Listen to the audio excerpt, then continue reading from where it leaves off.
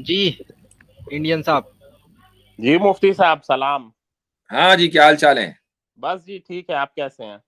हाँ बिल्कुल ठीक। हाँ तो वही तो आज क्या कैसी चल रही है स्ट्रीम, कुछ बातचीत हो सकती है? बातचीत ही हो रही है और ठीक चल रही है, अभी तक कोई गिलिश नहीं आया माशाल्लाह। नहीं जी मतलब दुआ सलाम करके खत्म कर दी जाए या कुछ बात की जाए? भाई, आप बात करें, इसीलिए तो बैठे हैं इतनी देर से, आप देख भी रहे हैं, हम तो खूब बातें कर रहे हैं। अच्छा अच्छा। हाँ तो यही मतलब खिलाफत से मुतल्लिक करनी थी कुछ बस बातें। खिलाफत से मुताल्लिक न कीजिए, बहुत उसके ऊपर बात हो गई आपके साथ। ब... हेलो। हाँ, खिलाफत से मुतल्लिक कुछ बातें करनी थी। 10वीं मर्तबा खिलाफत से मुताल्लिक आपसे आप बात करना चाहते हैं? 10वीं मर्तबा? 9वीं मर्तबा तो पिछली मर्तबा हो गई थी पिछले हफ्ते। हाँ तो वही पिछले हफ्ते, हाँ तो वही उसी के देखिए, अगर कंटिन्यूएशन। कोई नया पॉइंट है ना तो वो कीजिएगा, हाँ अगर वही हाँ पुरानी बात है तो कोई हाँ फायदा नहीं। हाँ नया पॉइंट ही मैं उठाने हाँ वाला हूँ। हाँ जी। नहीं, पुरानी बातें नहीं, नया पॉइंट ही मतलब उसी के कंटिन्यूएशन में। तो जो नॉन मुस्लिम्स के जो राइट्स होते हैं खिलाफत में, उससे मुतल्लिक जी कि मतलब जो शेख अहमद सरिंदी हैं, उनका कहना है कि गैर मुस्लिमों को कुत्तों की तरह ट्रीट करना चाहिए और इनसे कहाँ लिखा जजिया है? लेने रेफरेंस का। दीजिए, जजिया रेफरेंस। मकतूबात नंबर 163। मकतूबात रब्बानी या 163 163। कि इनसे कुत्तों की 163 तरह, क्या चीज है? यानी मकतूब नंबर 163। या इनसे कुत्तों की तरह ट्रीट करना चाहिए और जजिया लेने का एम यही है कि इनको रब्बानी। जलील किया जाए। और इस्लाम की इज्जत इसी में है अच्छा, कि जिल्द नंबर बताएं, जिल्द नंबर बताएं। काफिरों को जो है मतलब जिल्द जलील नंबर, किया जिल्द नंबर, जिल्द जाए। Number, volume number. एक मिनट, वो मेरे को लैपटॉप खोलना पड़ेगा। हम्म जी देने को जिम्मेदारी दी जाए, आप रखें वहां से शो करें, लेकर मुझे आए होंगे रेफरेंस आप। हाँ, सही बात है। उसके उसके लिए मुझे लैपटॉप खोलना जी पड़ेगा। हाँ जी तो तो लैपटॉप खोल लीजिए और बता मुझे दीजिए। रेफरेंस, वॉल्यूम नंबर चाहिए और इसका ट्रांसलेशन है वो भी चाहिए, ठीक है? एक बात। और जब दूसरी आप बात ले ये कि आएंगे अब मैं आपको ये भी बता दूं कि इस्लाम में जो जिम्मियों का या गैर मुस्लिमों का जो हक है वो उतना ज्यादा है कि जो किसी डेमोक्रेसी में नहीं है। ये मैं पहले भी बता चुका हूं, इसलिए आपने कोई नया पॉइंट नहीं दिया मुझको, आप सिर्फ एक नया रेफरेंस तो दे रहे हैं, पॉइंट नया नहीं है। ये मुझे अच्छी तरह याद है कि मेरी इस मौजू के ऊपर आपसे गुफ्तगू एक मरतबा नहीं 10 मरतबा हो चुकी है। So you don't want move away from that. आप वही चीजें घुमा घुमा घुमा घुमा कर लाते हैं, ठीक है? नहीं तो मैं नहीं तो थोड़ी देर के लिए मान भी लूं ना, थोड़ी देर के लिए मान भी लूं, हालांकि अभी तक के आपने रेफरेंस दे ही नहीं दिया, अगर मैं मान भी लूं कि किसी XYZ आलिम ने छोटा हो के बड़ा हो यह बात कही है, तो ये जरूरी नहीं है कि वो इस्लाम का मौकिफ हो। इस्लाम का मौकिफ वो है कि जो कुरान और हदीस और सुन्नत में लिखा हुआ है। कुरान का मौकिफ ये है कि एक गैर मुस्लिम को जो इस्लामिक टेरिटोरी में रहता है उसको इतने हुकूक हैं कि जितने हुकूक एक मुसलमान को मिले, बल्कि बास चीजों में ज्यादा है। रसूल अकरम सल्लल्लाहु अलैहि वसल्लम की आखिरी वसीयत, वसीयत का मतलब ये होता है कि जिस वक्त एक इंसान दुनिया से जा रहा है उस वक्त वो क्या पैगाम देकर जा रहा है। वो वसीयत ये देकर गए थे कि गैर मुस्लिमों के हुकूक का ख्याल करना, और ये फरमाया था कि लहुम मालिल मुस्लिमीन व अलैहिम मा अलल मुस्लिमीन, कि उनके वही हुकूक हैं जो मुसलमानों के और उनकी वही जिम्मेदारियां हैं जो मुसलमानों की। बात खत्म हो गई यहाँ। नहीं तो जो इन्होंने कहा है तो ये क्या इस्लामिकली सही नहीं है? मैंने जो आपसे शेख क्या कहा? मैंने एक तो एक अभी आप रेफरेंस देंगे तो मैं देखूंगा कि वो किस कॉन्टेक्स्ट में बात कर रहे हैं। दूसरी बात ये है कि जो इस्लाम का मौकिफ है वो रसूल अकरम सल्लल्लाहु अलैहि वसल्लम पेश करेंगे, वो कुरान पेश करेगा, वो कोई आलिम नहीं पेश करेगा। अगर वो इस्लाम के मौकिफ से, कुरान की किसी आयत से या हदीस से टकरा रहा है तो उस आलिम की बात को मुस्तरद कर दिया जाएगा। हमारी तो एपिस्टेमोलॉजी ये है, बिल्कुल क्लियर है। तो जो उनको मतलब मुजद्दिद कहा जाता है तो वो गलत बात कर सकते हैं, राइट? मुजद्दिद कभी भी मासूम नहीं होता। कोई भी मुजद्दिद है वो इनफेलेबल नहीं होगा, उसके अंदर बहुत सी मरतबा उसके मौकिफ को से आप डिसएग्री करेंगे। और मैंने आपको वो ईमेल भी किया था, आपने वो पढ़ा लेकिन ही? लेकिन लेकिन रेफरेंस की जिम्मेदारी आपकी है। हाँ अभी हाँ तक हाँ। ये सारी बातें उस पर हो रही हैं कि हम ये आपकी जुमले को मान लें और उसमें बगैर किसी कॉन्टेक्स्ट के। पहले तो रेफरेंस लाओ ना। यस, मैं आपको बस 2 मिनट में प्रोवाइड करवा रहा हूँ रेफरेंस। तो तो और वो मैंने आपको ईमेल भी किया था फतवा, वो आपने पढ़ा कि नहीं? I don't know Binori town का। फिर वही बिनोरी टाउन का फतवा, फला फतवा, भाई कुरान और हदीस में क्या लिखा इंडियन हुआ है? सर, जी। आप जो दिखाएंगे ना मकतूबात, तो उसमें कॉन्टेक्स्ट जिम्मियों का होना चाहिए, अरबियों का नहीं होना चाहिए। जिनसे जंग हो रही है वो जी नहीं होना चाहिए। नहीं नहीं, वो ठीक वो है। तो हम बाद में, नहीं नहीं आसिम नहीं भाई, वो क्यों, ये तो हम बाद में देखेंगे ना कि कॉन्टेक्स्ट क्या है। जो पहले वो नहीं दिखाएं नहीं जो मैं, रहता मैं, है। मैं बता रहा हूँ ना, तो जो सिखों के जो गुरु थे जिनको मारा था, 5वें गुरु, तो उनके बारे में कहा था कि इस लानती काफिर को मार के बहुत सही किया। नहीं, अब तो आपको लाना ही पड़ेगा, आप बात ही कर रहे हो। एक मिनट, अब आपने जो है रेफरेंस बदल दिया और जुमला बदल दिया। आपको जो बात कहनी है वो नहीं, वो हरबी रेफरेंस के साथ काफिर के कॉन्टेक्स्ट में थी।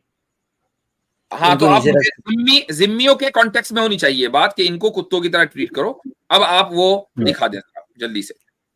नहीं तो उन्होंने ये मुगल एम्पायर के कॉन्टेक्स्ट में कहा था, तो अब जो भाई किस कॉन्टेक्स्ट में कहा ये हम करेंगे ना, देखेंगे वो रेफरेंस किधर है। तो जो मुगल एम्पायर, आगे पीछे सफात को देख लेंगे, आप लेकर आइए जब तक इनको वक्त देते हैं आप, और दूसरों को लेते हैं मौका, जब तक आप देखें। आप रहिए और प्राइवेट चैट में आप मैसेज कर दीजिएगा, जैसे ही आपको रेफरेंस रेडी हो जाएगा। मिल जाएगा, स्ट्रीम मुख्तसर होने वाली है, अगर स्ट्रीम खत्म होने तक मिल जाए अच्छी बात है, वरना नेक्स्ट स्ट्रीम में मुझे 5 मिनट में ही मिल जाएगा। ओके बस, मुझे 5 मिनट के लिए रखिए। इनसे पूछ लेते हैं, इनका रिसर्च जो है वो आ गया रेफरेंस? इंडियन साहब आपका रेफरेंस आ गया?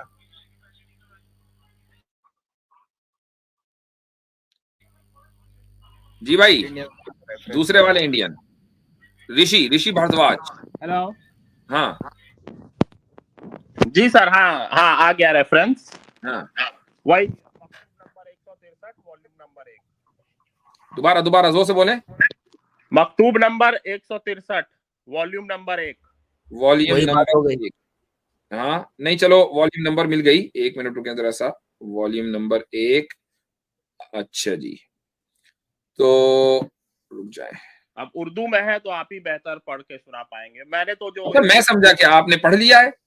नहीं, मैंने मतलब और किताबों में जो कोट किया है, जैसे ये है S.A.A. Rizvi Muslim revivalist movements in northern India in the 16th and 17th century, Agra 1965, page number 248 249। तो मैंने तो इंग्लिश में पढ़ा है, अब उर्दू में तो आप पढ़ेंगे। रुक जाइए जरा सा, ये डाउनलोड हो रही है PDF फर्स्ट वॉल्यूम। ओके ना जो हाँ, पर शिद्दत पसंद शेयर कर दीजिए इधर। अरे ये फोन में है, रुक जाइए 1 मिनट रुके। मकतूब नंबर कौन सा बताया था आपने? 163 लिखा है, तो वही है कि आप थोड़ा पढ़िए। 163 या 163। रुक जा 163।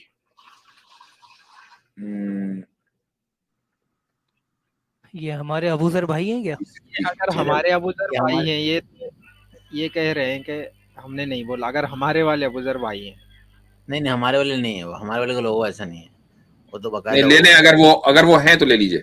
नहीं ये वो नहीं है, वो तो कमेंट में कर देंगे, पर्सनली भी बता सकते हैं वो, अगर स्ट्रीम सुन रहे होंगे तो।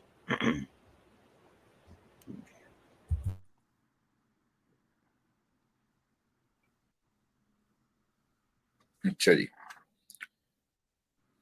मतलब इनके काफी शिद्दत पसंद ख्यालात लगते हैं मुझे। नहीं वो शिद्दत पसंद तो खैर आप भी हैं, उसमें कोई मसला नहीं है। कैसे? आप बताइए। भाई आप सेक्युलरिज्म को लेकर शिद्दत पसंद है। शिद्दत पसंदी किसे कहते हैं? कहाँ शिद्दत? तो आप क्या चाहते हैं कि मतलब क्या ख्यालात हो मेरे? बस शिद्दत पसंद ना हो तो कहाँ शिद्दत पसंद हो? तो मतलब सब कोई एक बराबर है तो ये शिद्दत पसंदी हो गई? नहीं, सब बराबर नहीं है ना आपके नजदीक। तो कहाँ इंडिया में मुझे वो पढ़ लेने दें जो अभी आप क्या जुमला बताया था कि Islam, the honour of Islam lies in insulting कुफ्र एंड काफिर्स, वन हु रेस्पेक्ट्स द काफिर्स डिसऑनर्स द मुस्लिम्स। अच्छा ठीक। अच्छा जी, तो ये देखें अब। हाँ जी, यहाँ से शुरू होती है ये गुफ्तगू। हाँ तो है ना, तो हाँ sorry, thank you so much, आप उर्दू में पढ़ रहे हैं क्योंकि मुझे हाँ अब मैं पढ़ रहा हूँ। देखें, हमने पहले ही क्लियर कर लिया था। हक सुब्हानहू व तआला अपने महबूब अलैहिस्सलातु वस्सलाम से फरमाता है, या अय्युहन नबिय्यु जाहिदिल कुफ्फार वल मुनाफिकीन वगलुज अलैहिम। ठीक है आसिम भाई? अच्छा आसिम भाई सुन रहे हैं? आसिम भाई माइक म्यूट है। आसिम भाई माइक म्यूट है आपका। आसिम भाई का माइक म्यूट है। जी मुफ्ती साहब, मैं सुन भी रहा हूँ और मैं पर्शियन जो ओरिजिनल है वो मैं चेक कर। हाँ, अब तो उसकी आप इसको सुनिए। या अय्युहन नबिय्यु जाहिदिल कुफ्फार वल मुनाफिकीन वगलुज अलैहिम। आयत आ गई। अच्छा, किसके ताल्लुक से है? कि जिहाद करो कुफ्फार और मुनाफिकीन से, उन पर सख्ती इख्तियार करो। अब आगे लिखते हैं, बस हक ताला ने अपने पैगंबर अलैहिस्सलातु वस्सलाम को, जिनकी सिफत खुलुक अजीम है, कुफ्फार से जिहाद और सख्ती का हुक्म फरमाया। कुफ्फार से जिहाद जिम्मियों से नहीं होता, इस्लामी मुल्क में रहने वाले गैर मुस्लिमों से जिहाद नहीं होता, दुश्मनों से जिहाद होता है। ठीक है, उससे मालूम हुआ कि उन कुफ्फार के साथ कि जिनके साथ जिहाद किया जाएगा, उन कुफ्फार के साथ सख्त रवैया इख्तियार करना भी खुलूक अजीम में दाखिल है, यानी आला अखलाक में दाखिल। खुलूक अजीम का मतलब है हाईएस्ट लेवल ऑफ मोरालिटी। अच्छा, बस इस्लाम की इज्जत कुफ्र और कुफ्फार की जिल्लत व खारी में है। ठीक है, उसके बाद आगे लिखते हैं, जिसने कुफ्फार को अजीज रखा उसने अहले इस्लाम को जलील किया। और ये पूरी बात जो है या अय्युहन नबिय्यु जाहिदिल कुफ्फारा के कॉन्टेक्स्ट में हो रही है, और ये आयत हरबियों से मुताल्लिक है, दुश्मन कुफ्फार से मुताल्लिक है, उन कुफ्फार से मुताल्लिक नहीं है कि जो कुफ्फार इस्लामिक कंट्री में रहते हैं। क्योंकि आपका ओरिजिनल सवाल ये था कि इस्लामिक कंट्री में रहने वाले जो गैर मुस्लिम हैं उनके क्या हुकूक हैं। यहाँ पर वो आयत, उस आयत की तफसीर हो रही है। इसमें पर ये क्यों लिखा है कि उन पर जजिया लगाने का एम यही है कि जो है वो अभी रुक जाइए कि अच्छा, जिसने कुफ्फार को अजीज रखा उसने अहले इस्लाम को जलील किया। उनको इज्जत देने का मतलब यही नहीं है कि उनको उनकी खामखा ताजीम करें या उनको ऊंची जगह बिठाएं, बल्कि उनको अपनी महफिलों में जगह देना या उनके साथ हमनशीनी रखना और उनसे खल्तमल्त होना भी उनको इज्जत देने में दाखिल है। किन के बारे में बात हो रही है? दुश्मनों के बारे में, कि आप उनके साथ उठेंगे बैठेंगे, उनके साथ अपनी महफिलें जमाएंगे, ये भी गोया कि आपने उनको इज्जत दी। वो तो दुश्मन है। आप जो है अगर किसी एक मुल्क दूसरे मुल्क को एक दुश्मन कंट्री डिक्लेयर कर दे तो सिटीजन्स का वहां आना जाना बंद हो जाता है। ये आपके सेक्युलरिज्म का रूल है ना भाई। आप अमेरिका में जरा रशिया जाकर दिखाएं, आजकल देखते हैं कि पहुंचते हैं कि नहीं वहां, और अगर पहुंच जाते हैं तो वापस जो है खैरियत से दाखिल होते हैं कि नहीं इमिग्रेशन क्लियर करके। क्यों? चूंकि आपने उनको इज्जत दी है। इस वक्त हम ये अमेरिका जो है वो स्टेट ऑफ वॉर में है रशिया के साथ। रशिया के साथ कोई मामला नहीं होंगे। आप जरा जिस वक्त जो है वहां तालिबान का रूल शुरू हुआ तो अमेरिकन जरा अफगानिस्तान जाकर दिखाते। आप जरा कोई ट्रांजैक्शन करके दिखाइए। इस लेटर में जजिया का भी जिक्र आता है। तो यहां पर बात हो रही है किनकी? हरबियों की बात हो रही है। उसके बाद आगे कहते हैं कि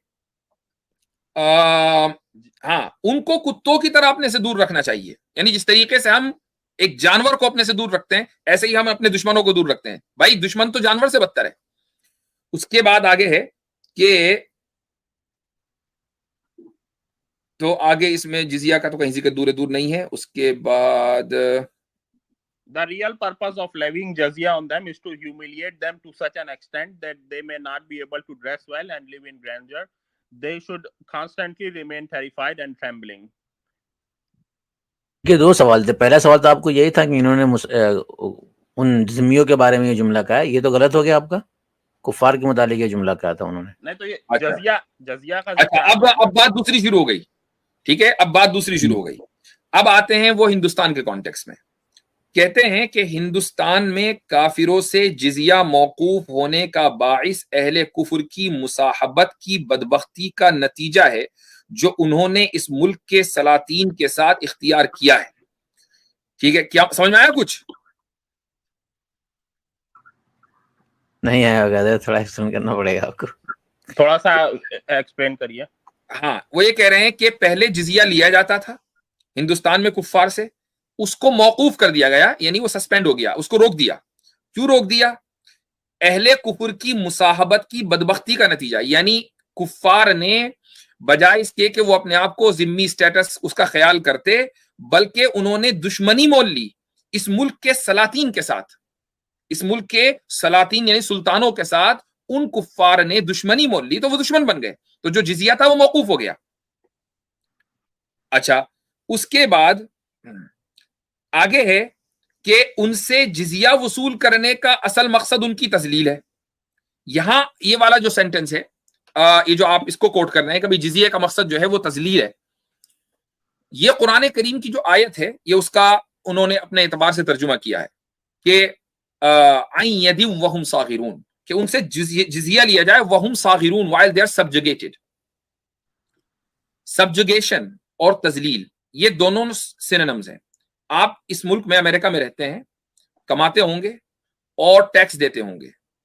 जरा 2-4 साल टैक्स न दें, गारंटीड है कि फेडरल क्राइम करने के नतीजे में आपको जेल में डाल दिया जाएगा और आपको जलील किया जाएगा, क्योंकि जेल में जाना तजलील करना है।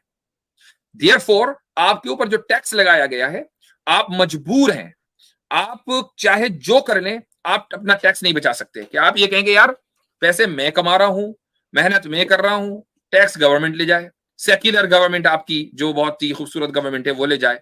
तो भाई जिस तरह आप जलीलो खार एक सेक्युलर निजाम में हो रहे हैं, हर टैक्स देने वाला जलीलो खार होता है, हर टैक्स देने वाला, जहां उसकी कोई चॉइस नहीं होती। जिजिया देने में भी आपकी कोई चॉइस नहीं है। अगर आप गैर मुस्लिम एक इस्लामिक टेरिटोरी में रहते हैं, आपकी कोई चॉइस नहीं, आपको जिजिया देना है, अनलेस ये कि आप नहीं देना चाहते छोड़ के चले जाइए। आपको अमेरिका में टैक्स नहीं देना, आप छोड़ के चले जाइए। नहीं, पर इसमें ये क्या लिखा, humiliate them to such an extent that they may not be able to dress well and live in grandeur। नहीं, ये चीज जो है, एक मिनट, ये कहाँ लिखा है भाई? they should remain constantly terrified and trembling।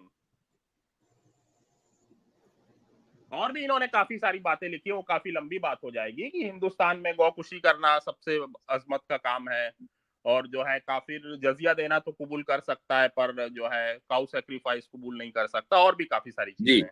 अच्छा जी, इन्होंने आगे लिखा, यहाँ पर जो बात हो रही है वो इंडियन कॉन्टेक्स्ट हो रही है जी। मुफ्ती साहब, ये इंडियन साहब कह रहे थे कि ये एक्सट्रीमिस्ट नहीं है। हाँ, तो इंडियन भाई अगर आप एक्सट्रीमिस्ट नहीं है तो कोई कुछ भी लिखे किसी के बारे में, आपको फर्क ही नहीं पड़ना चाहिए। अरे तो मुझे क्या फर्क पड़ रहा है? मुझे कोई फर्क नहीं पड़ा। मैं मुफ्ती साहब को बता रहा था कि बहुत सारी राय हैं अलग अलग। अच्छा, ये बात नहीं, इसी पर हम बात कर लेते हैं कि तजलील, ह्यूमिलिएट, क्या आपको लगता है कि टैक्स ना देने की वजह से जो आप ह्यूमिलिएट होंगे वो ह्यूमिलिएशन ठीक है? नहीं, टैक्स देना का कोई ह्यूमिलिएशन से संबंध ही नहीं है। कि टैक्स मतलब मैं टैक्स देता हूं तो ये थोड़ी कि मैं ह्यूमिलिएट हो रहा हूं कि भाई मैं नहीं, आप टैक्स ना दें तो ह्यूमिलिएट होंगे कि नहीं होंगे? तब तो होंगे। इसका मतलब टैक्स देना आपकी मजबूरी है। जो काम आप मजबूरी में करें, अपना पैसा कमाया हुआ दूसरे को दें, तो ये इससे बढ़कर ह्यूमिलिएशन और क्या है? आपको महसूस नहीं हो रहा चूंकि सारे ह्यूमिलिएट हो रहे हैं? आप जस्टिफाई कर रहे हैं। अब ये नहीं, बात ये हो रही है कि ह्यूमिलिएशन का जो लफ्ज है वो हर हुकूमत करती है, इस्लामी हुकूमत भी करेगी, क्योंकि जो भी टैक्स आपके ऊपर इंपोज किया जाएगा आप मजबूर हैं अगर आप उस टेरिटोरी में रहते हैं। ऑफ कोर्स मैं जस्टिफाई कर रहा हूं। तो they should remain constantly terrified and trembling। नहीं, मैं इस लफ्ज ह्यूमिलिएशन को कर रहा हूं जस्टिफाई, कि ये जो ह्यूमिलिएशन का लफ्ज है जस्टिफाई है। बाकी जो अभी तक की बात कही है, अभी तक जितनी भी बात कही है वो 100% एक्यूरेट कही है। आगे जो बात उन्होंने लिखी है और जो आप कोट कर रहे हैं उससे मैं मुत्तफिक नहीं हूं। मसलन उन्होंने ये लिखा कि ये जिल्लत कहां गया भाई, ये जिल्लत इस हद तक है कि जिजिये के खौफ की वजह से वो अच्छा कपड़ा ना पहन सके और शान और शौकत इख्तियार ना कर सके। ये चीज कॉन्ट्रडिक्ट करती है कि जो हमारे फुकहा ने मुजद्दिद अल-फसानी रहीमहुल्लाह से पहले कितने ही पहले वो लिख चुके थे। किताबुस सियर पूरी मौजूद है इमाम मोहम्मद की, कि जिसमें जिम्मियों के अहकाम है कि वो अपने जो टेम्पल्स हैं, अपने इबादत खाने हैं, बना सकते हैं नहीं बना सकते, क्या कपड़े पहन सकते हैं, किस तरीके से उनका कारोबार होगा, मुकम्मल उसमें कहीं ये बात नहीं लिखी कि वो अच्छा कपड़ा नहीं पहन सकते। तो बस मुजद्दिद अल-फसानी रहीमहुल्लाह ने अगर कोई बात लिखी है तो वो कुरान नहीं है। अभी तक की जितनी बात लिखी है, सुन लीजिए जी, गो अहेड आसिम भाई। याद रखने की बात है कि ये कोई फिक्र की किताब नहीं है, ये लेटर्स हैं। तो लेटर्स की लैंग्वेज अलग होती है, कानूनी लैंग्वेज अलग होती है। और ये देखें कि मैं यहाँ बैठकर उस लेटर में वो जो जुमला लिखा हुआ उसको उससे डिसएग्री करता हूँ। इसीलिए आई अप्रिशिएट यू नो, और लाइक आपकी ऑनेस्टी है, इंटेलेक्चुअल ऑनेस्टी, मैं उसकी बहुत तारीफ करता हूँ और हमेशा ही करता हूँ। मियां साहब, आप भी अपने उस जुमले को फिर वापस ले लीजिए जहाँ पे आपने जिम्मियों के लिए कुत्ते का लफ्ज इस्तेमाल किया था, जबकि वहाँ पे तो है ही नहीं। वो जिम्मियों के लिए नहीं है। चलिए वो हरबी काफिर के लिए है। ओके, चलिए ठीक है। बस अब ये हो गई क्लियर बात। टोटल जो मुफ्ती साहब इसका एम था ये यही था आपको बताने का। और देखें, मैं लोगों में देखें इंडियन भाई, बात ये है कि पूरा खत जो है ना वो हरबी काफिरों के लिए ही है। अब आप हरबी काफिरों को चाहे जानवर से तशबीह दें या उनको कहें कि इनको ह्यूमिलिएट किया जाएगा, लगाने के बाद थोड़ी हरबी काफिर है। हाँ नहीं, वो बात सही है, लेकिन जो पूरा लेटर का जो कॉन्टेक्स्ट है ना वो जिम्मी है, सॉरी हरबी है, जिम्मी नहीं है। उसमें जिम्नन एक बात जिजिये के ताल्लुक से आ गई और उसमें एक जुमला ये आ गया जो मैं समझता हूं कि कॉन्ट्रडिक्ट करता है कुरान और सुन्नत की तालीमात से, तो हम इसको एक्सेप्ट नहीं करते। और ये और ये लेटर है, जैसे आसिम भाई ने कहा ना, ये लेटर है। मकतूबात का मतलब क्या है? लेटर्स। ये इस्लामी निजाम या मुगलिया दौर में या जो भी इस्लामी हुकूमत है, ये उसका कोई कोड नहीं है, लॉ नहीं है ये। बस मेरा कहने का यही था कि अलग अलग लोगों की अलग अलग विचार हैं, बस इतना ही था। तो चलें, खैर ये बात हो गई है, आपके सामने क्लियरिटी के साथ बात आ गई है। उम्मीद है कि समझ में आ गई होगी। हाँ चलिए, thank you so much sir, thank you. चलिए जी, आगे बढ़े।